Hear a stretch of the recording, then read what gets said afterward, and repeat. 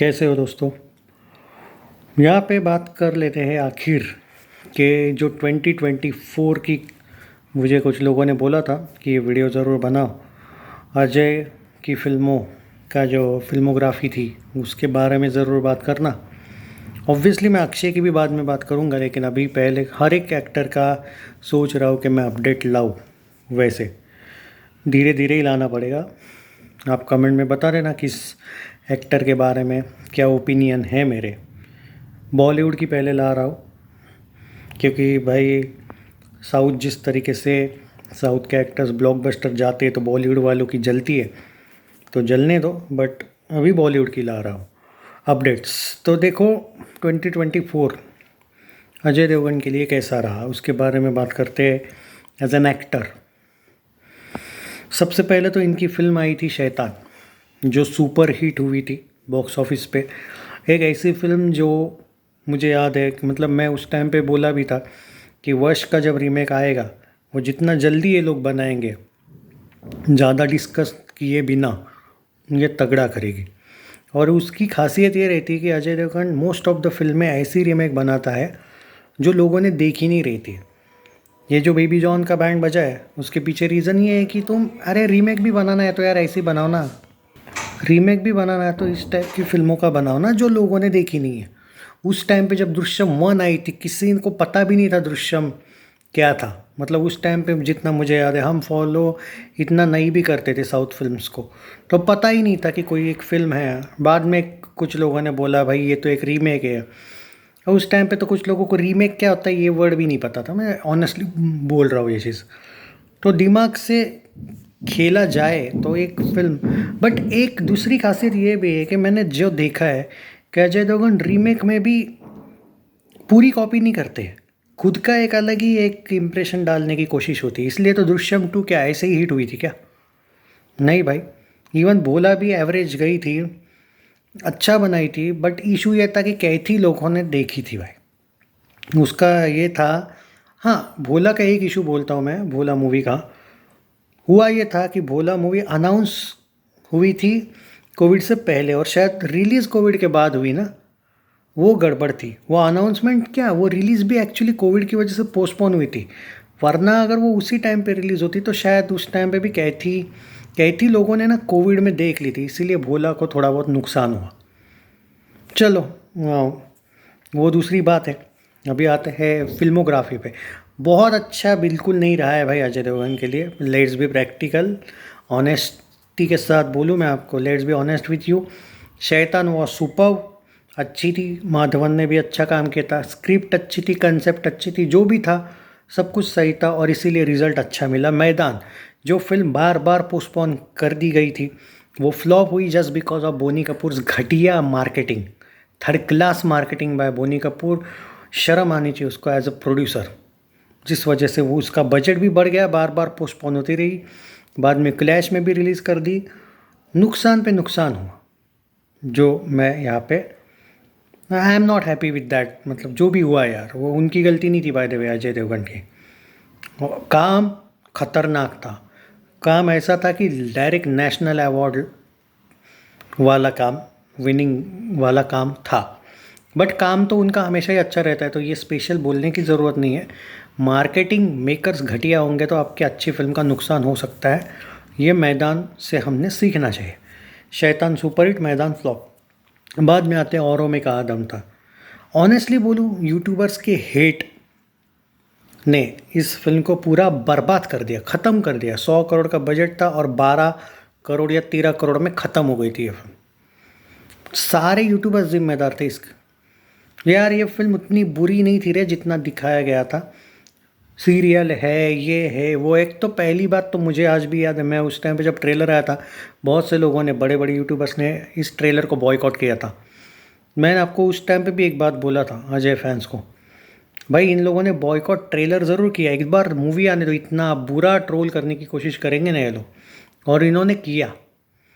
और मैं ये नहीं कहूँगा बहुत अच्छी, बट बुरी नहीं थी भाई कि इतना ज़्यादा इन लोगों ने उस फिल्म को इतना बुरा दिखा दिया ना कि इसके OTT के रिव्यूज़ कुछ जगह पे बहुत अच्छे आए बाद में।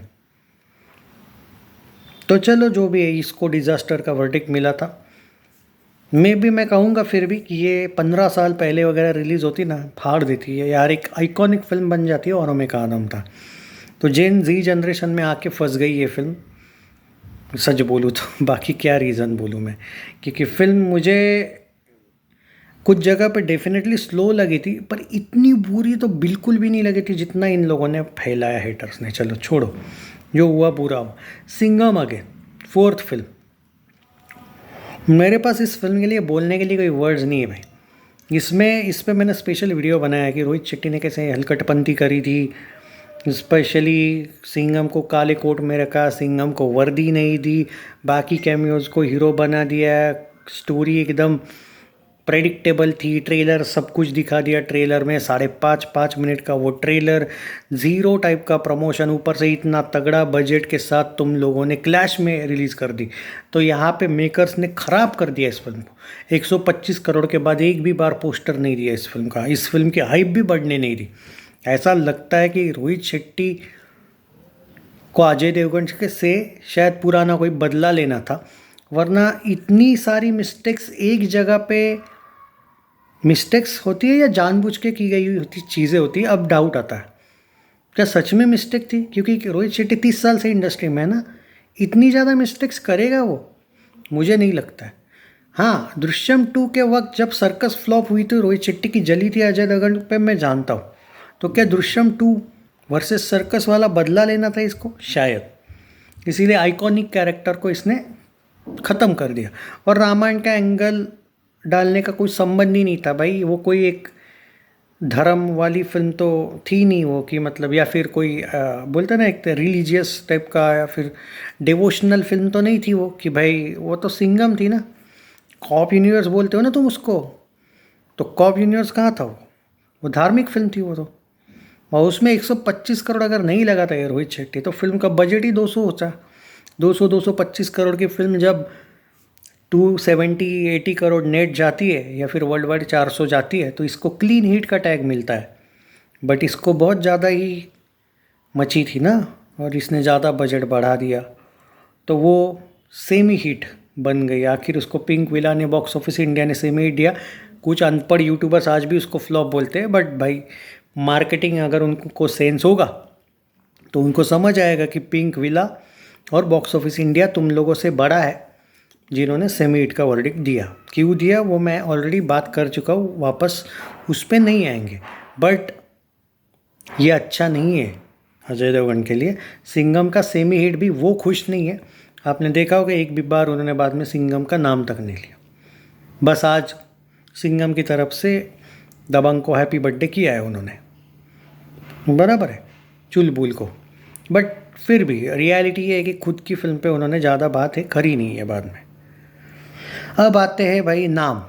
एक फिल्म जो 15 साल 10 15 20 साल जितने भी साल पहले रिलीज़ होनी थी वो बाद में हुई, जिसका अजय देवगन ने खुद प्रमोशन नहीं किया, जिसको डिज़ास्टर का वर्डिक्ट मिला। पर इस फिल्म को काउंट करना चाहिए क्या? एक्चुअली करना पड़ेगा 24 में, क्योंकि आई तो ये 24 में, भले ये रिलीज़ कब की हो, मतलब तैयार कभी की हो फिल्म, उसका कुछ लेना देना नहीं है। सो यहाँ पे अजय देवगन के लिए ये ईयर सिर्फ शैतान के लिए बहुत अच्छा साबित हुआ है। शुरुआत बहुत अच्छी थी उनकी। अगला साल डेफिनेटली अच्छा है उनके लिए, अगर दे दे प्यार दे 2, सन ऑफ सरदार 2 और रेड 2 और आज़ाद कैमियो है वैसे, बट उसको भी काउंट कर लेता हूँ मैं। फिल्मोग्राफी आगे के साल की जो है वो प्रॉमिसिंग है, फ्लॉप होने जैसी एक भी नहीं है। आज़ाद का नहीं बोल सकता मैं, क्योंकि उसका बजट नहीं पता, और वो मेन जो है वो अजय देवगन का काम उसमें कम है। मैं अभी नहीं बोल सकता उसका, बट उसका बजट इतना भी कम नहीं होगा। वो फिल्म ऑब्वियसली 40-50 करोड़ की तो लग रही है, उतनी नहीं है कि भाई 20 करोड़ में बनी। उसका रीचनेस देखो, स्क्रू वाला की फिल्म है वो 20-30 करोड़ की फिल्में नहीं बनाता है। तो खैर वो उसका जो भी होगा मुझे फ़र्क नहीं पड़ता है, मैं अजय की मेन फिल्मों की बात कर रहा हूँ। तो 25 में उनकी 24 की तुलना में अच्छी, यार अच्छी फिल्म में क्या बोलूँ यार मैं। मैदान वॉज गुड फिल्म, औरों में का आदम था बुरी नहीं थी, और सिंघम अगेन बुरी बनाई गई थी रोहित शेट्टी के द्वारा। हाँ, बट अजय देवगन ने भी एज ए को प्रोड्यूसर भी ध्यान देना चाहिए था, सुननी नहीं चाहिए थी रोहित शेट्टी के। तो और वो 26 में आएगी भाई। वो जो गोलमाल वगैरह का आप बोल रहे हो ना, कि आप बोलोगे यार मैंने दुष्यंत 3 का नाम नहीं लिया, गोलमाल का नाम, भाई यहाँ पे आने वाली फिल्मों का बात नहीं चल रहा है। सिर्फ 25 की थोड़ी सी बात की मैंने, कौन सी आ रही है, और 24 में कौन सी हुई। एक्चुअली 25 की भी बात नहीं की है मैंने, मैं 24 का साल कैसा था उनके लिए इसकी बात की है। तो नहीं था अच्छा, क्योंकि 5 फिल्में आपने रिलीज़ की जिसमें से ऑलमोस्ट एक ही सुपर हिट है। एक सेमी हिट को उतना अच्छा भी आप सेलिब्रेट नहीं कर सकते हो, ना ही कुछ सेलिब्रेशन किया इन्होंने। और बाकी तो नाम और ये जो 3-4 फिल्में थी, 2-3 औरों में कहा और मैदान, उसके बारे में तो अजय मतलब क्या ही बोलूँ मैं। So it's a very average year बोल सकता हूँ मैं। एवरेज भी नहीं, एक ही फिल्म बहुत ज़्यादा सक्सेसफुल है, सुपर हिट है, एक सेमी हिट है जो इनकी एक्चुअली उन्होंने ब्लॉकबस्टर एक्सपेक्ट किया था, वही सेमी हिट हुई है सिंघम, जो बड़ी होनी चाहिए थी सबसे। तो उन्होंने एटलीस्ट सोचा था ये चीज़ कि बहुत बड़ी होगी, है नहीं हुई। तो मैं नहीं कह सकता हूँ कि अच्छा साल था। आपको क्या लगता है कमेंट्स में ज़रूर बताइए।